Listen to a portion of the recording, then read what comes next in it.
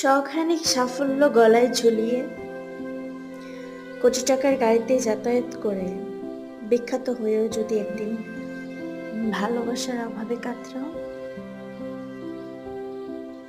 তবে সেদিন খুব একাকিত্বে, খুব ভালোবাসাহীনতায় আর খুব অনুশোচনায় হাত বাড়িয়ে দিও।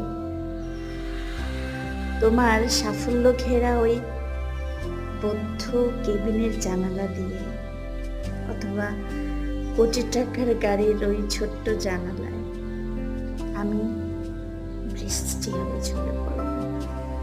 আর ততদিন অব্দি খরা ঘোষণা করো।